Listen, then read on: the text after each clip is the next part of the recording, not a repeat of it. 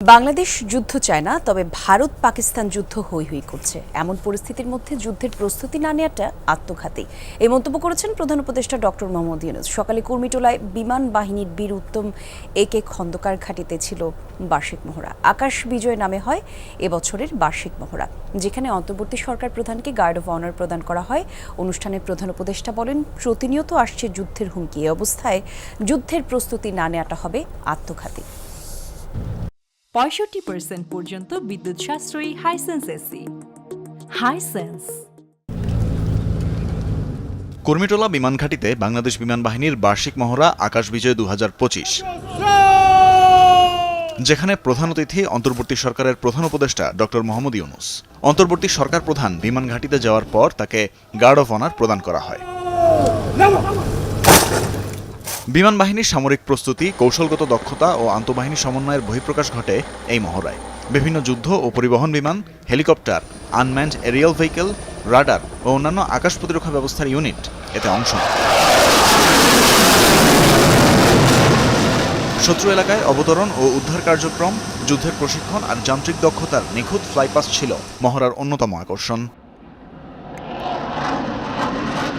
মহড়া শেষে বিমান বাহিনীর সদস্যদের উদ্দেশ্যে দিক নির্দেশনামূলক বক্তব্য রাখেন প্রধান উপদেষ্টা ডক্টর মোহাম্মদ ইউনূস। বলেন, যুদ্ধ না চাইলেও সার্বিক পরিস্থিতি অনেক সময় যুদ্ধের দিকে নিয়ে যায়। পৃথিবীতে যুদ্ধ হোক, এটা আমরা কামনা করি না। যুদ্ধ প্রস্তুতি অনেক সময় যুদ্ধের দিকে নিয়ে যায়, কিন্তু এমন বিশ্বে আমরা বাস করে যুদ্ধের হুমকি আমাদের ঘিরে থাকে। তো সেখানে প্রস্তুতি না নিয়ে থাকা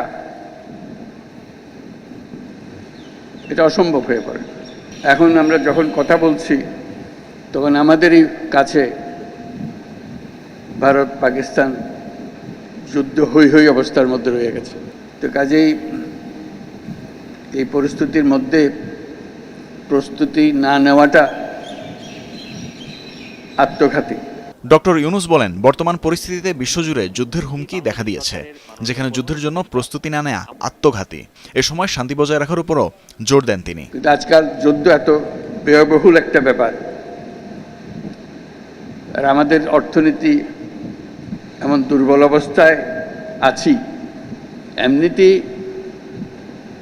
বাংলাদেশ মজবুত অর্থনীতি হয়ে গড়ে উঠতে পারেনি,